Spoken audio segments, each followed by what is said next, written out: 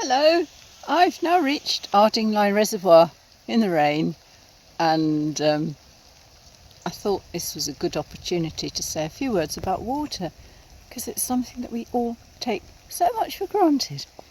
If you look around there, the water level's quite low. It's been a very dry summer, so perhaps we should be grateful for the rain, and perhaps we should be grateful for that water that we do take for granted. Every oil operation involves digging deep, digging wells, not just one well, but a whole spider's web of them, into various strata. And if they hit a water-bearing strata, what happens? It'll get polluted. And it'll get polluted not only for now, but forever. How are we going to stop this? And this is another example of the law of unintended consequences.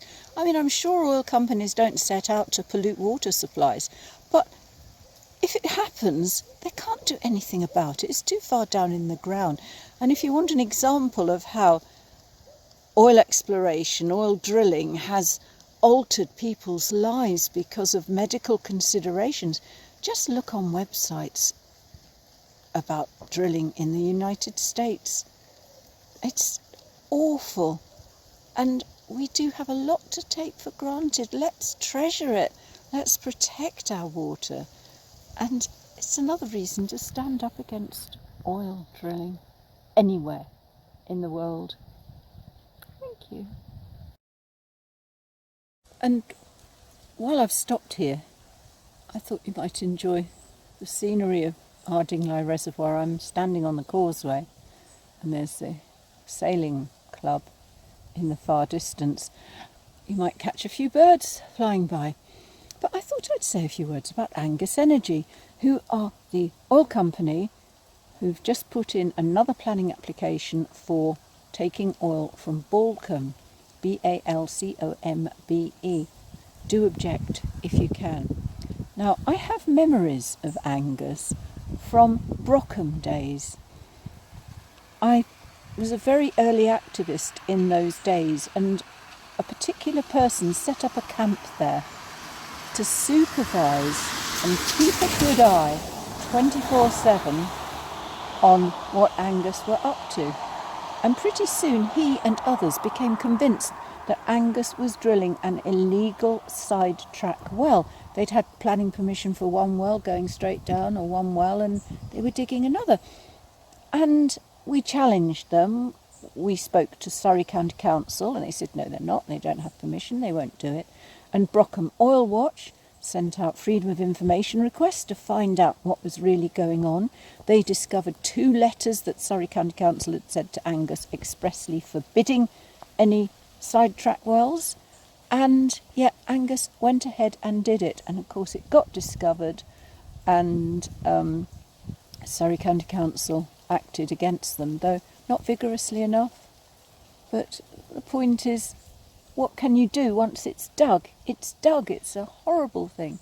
So people have to stay so vigilant, and bear this in mind when you're thinking of Angus Energy and what it's saying about Balcombe.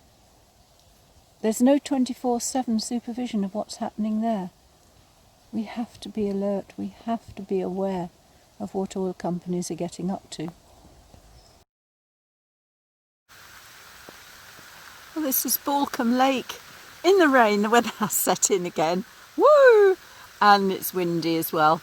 But look at these little ducks all swimming along in the middle of the lake. And they're all hanging out together. Wow, and this is just beautiful. I never knew it existed. Balcombe Lake. Lots of footpaths around. Wonderful scenery. Bit of tourism.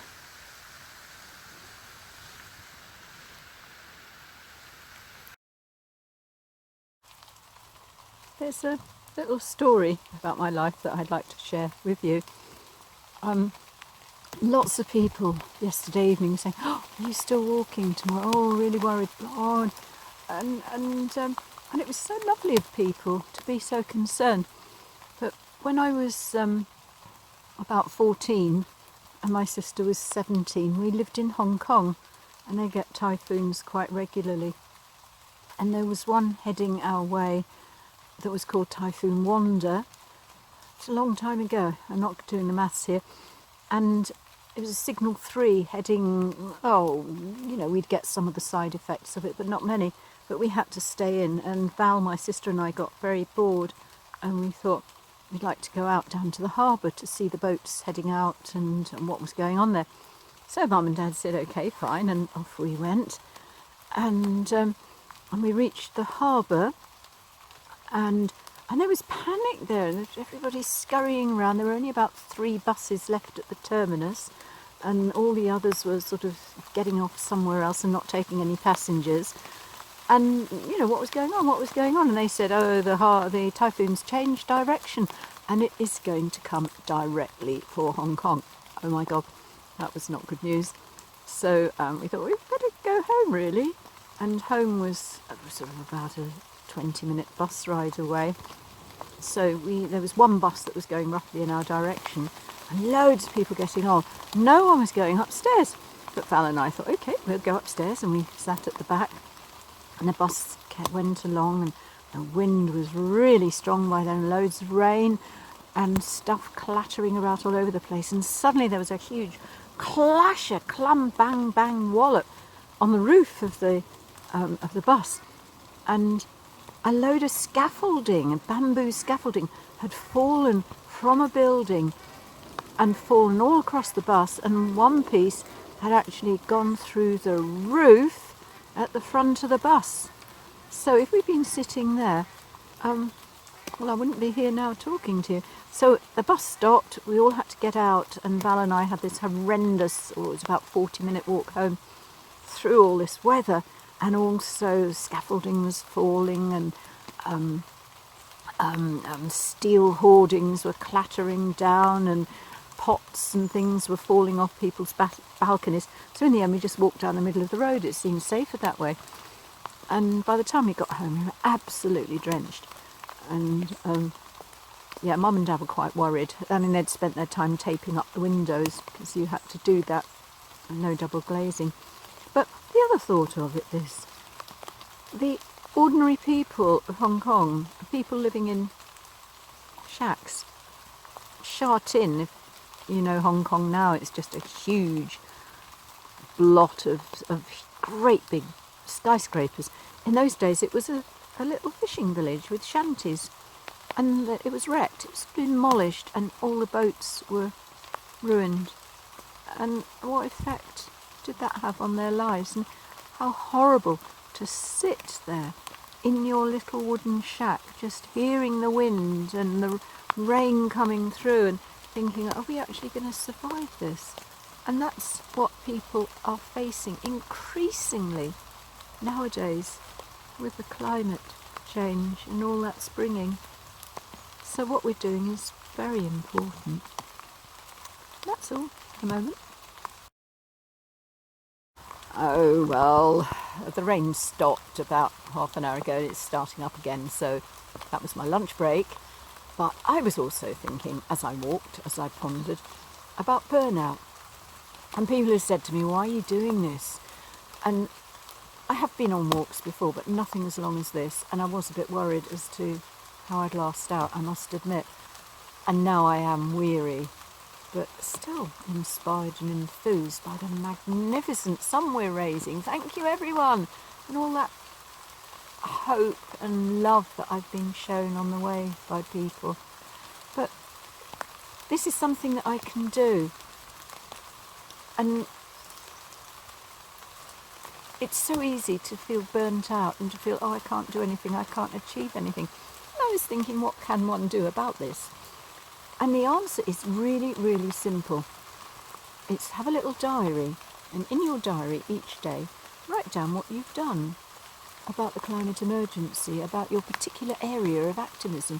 I'm thinking of people I know, and there are those who are wonderful at detail and investigating and following a lead, and there are others who like nothing better than standing on the street and giving out leaflets.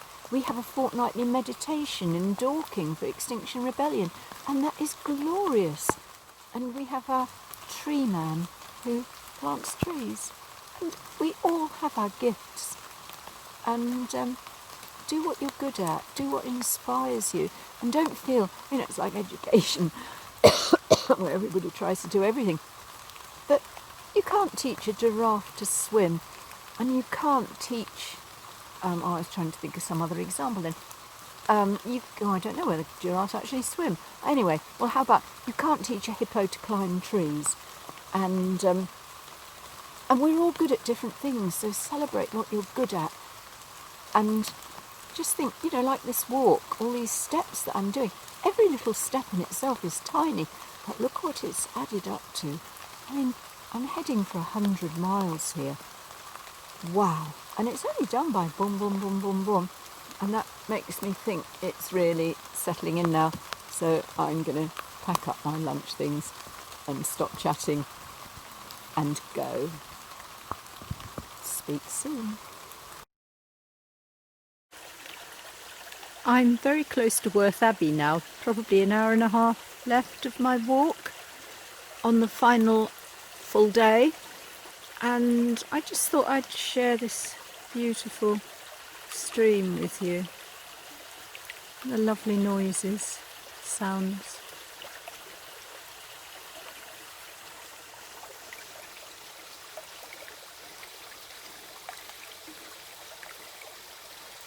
And so far today I've done about 20,000 steps. And I was thinking about little steps, and each step in itself seems so small, but without it I would never have got as far as this on my whole journey, and just today, of course. And we're all doing that. We're doing little steps of positive things to move forward. And the little steps can be something as simple as smiling to somebody, or putting in a little thank you card, or doing someone's shopping, and caring for elderly parents, hint hint here boys, and all that. It's all little steps, and it might not seem much to you, but they do half mean a lot to other people. And one of the things that I think activism has taught me is how important it is to meet and interact with other people. And I just think of all the lovely, lovely friends I've made through this, and thank you every one of you who's watching or listening, or I don't know. But it's little steps that make the difference, and just keeping on and not getting discouraged, because we're all doing what we can to preserve beautiful places like this for our children, for our grandchildren, for the animals, the insects, the birds, and for the sake of clean water.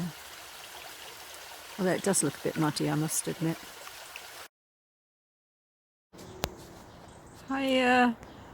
I'm exhausted.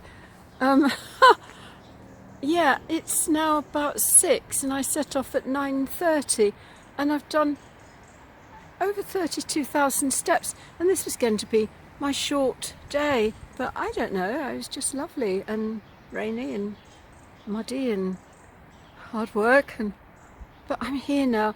I am within sight of my friend's house in Three Bridges, Crawley. And I've messaged ahead, I think she's got the bath running, and maybe gin. Cheerio, I shall sleep well tonight.